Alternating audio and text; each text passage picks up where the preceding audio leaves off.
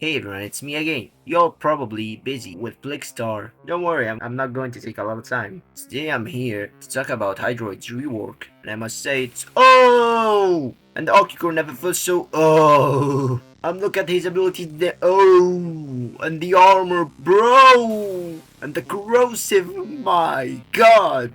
Pablo, what have you done? Hey, check in our mains after this video.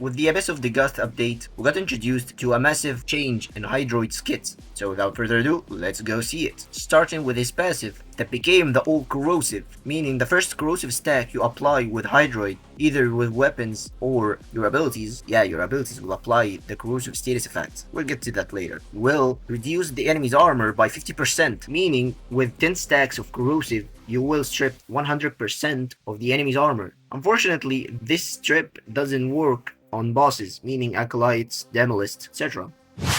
His first ability, Tempest Barrage, calls his homies to fire with cannons on enemies, dealing corrosive damage and applying the corrosive status effect. And with the augment, you apply Viral, meaning more damage and more application. This makes Hydroid viable to ability DPS.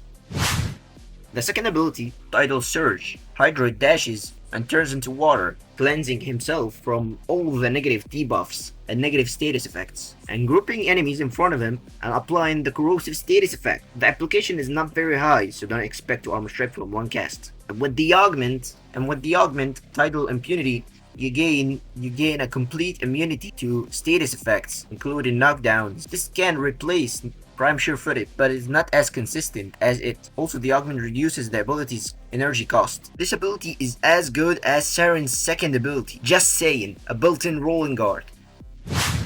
Third ability is the replacement of Undertow. This ability is called Plunder. You gain corrosive elemental damage bonus on your weapons, and you steal some armor from the enemies. And if the enemies are affected by corrosive status effect, you get more bonus. This ability has a augment called Rousing Plunder that increases the maximum corrosive damage and armor get by 50% and healing you and your allies for 50 health within the affinity range. This is a very useful tool if you want to go for a health tank Hydroid.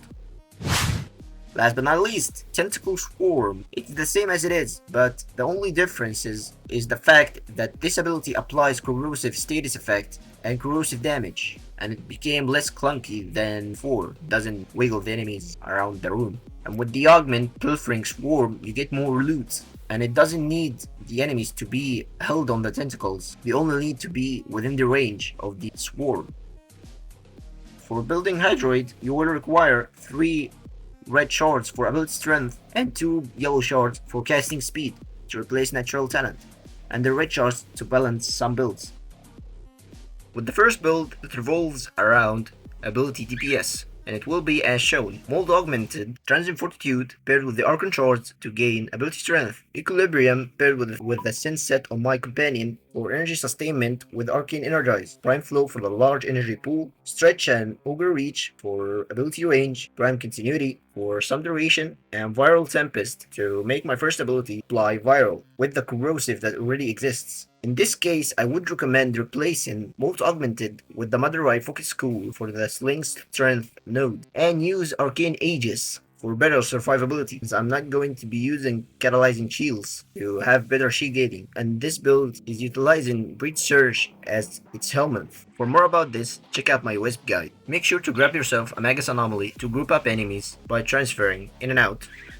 The second build is a comfy pick if you want to chill in survival. This is a tanky Hydroid. In the aura, you got Combat Discipline. When you kill enemies, you do damage to yourself, activating Arcane Avenger for flat 45% critical chance. Arcane Blessing for health.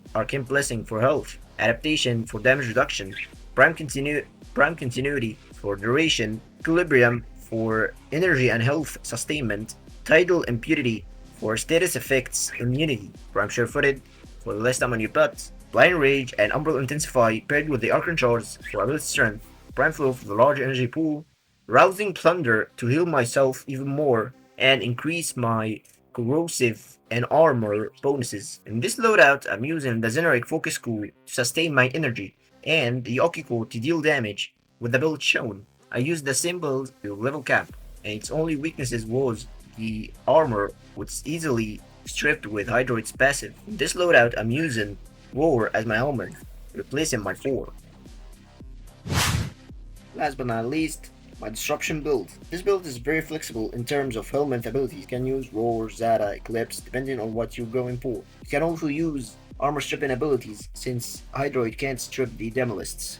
In the aura, I got Brief Respite for energy to shield conversion, Ogre Message and Prime Continuity for duration, Transient Fortitude for ability strength paired with Umbral Intensify, and the Ogre and the Archon Shards, catalyzing shields to reduce my shields so I can refresh them quickly, Arcane Energize paired with Equilibrium and the Synth set on my companion for energy sustainment, Prime Flow for the large energy pool, and Prime Ship Fitted for less time on your butt. In terms of weapon, use whatever you like. As I said, it's a flexible build. All of these builds will be paired with my Hound. Yes, a hound. If you're living under a rock, a new mod that helped the companions came with the Abyss of the Goth, and the build will be as shown. Guardian to replenish my shields when they break. Synergized Synergized Percepticus makes the hound fire a spark that deals electric damage and stuns the enemies within 10-meter radius. This spark ricochets 7 times. Ripple Audit, which is a pocket Loki's 4th ability. Vacuum, collect the ground. Synth Fiber and Synth Deconstruct to help me regenerate my health. Reinforced Bond to give me fire rate when I have over 1000 shields. This is why the shield mod exists. Manifold Bond to help me refresh my Hound's abilities when I kill enemies that have 3 or more status effects. And Prime Leader Pack to help me give my companion overguard when I hit enemies with my melee. Now if you are looking for a farming build for Hydroid, this is the thing you can use. Yeah, not the best. That's it for me. I hope you enjoyed the video and learned something new. Please consider subscribing. It's free. You can always change your mind. Also, dropping a like is very appreciated. Stay tuned and good luck with your Flickstar hunts. See you all next time.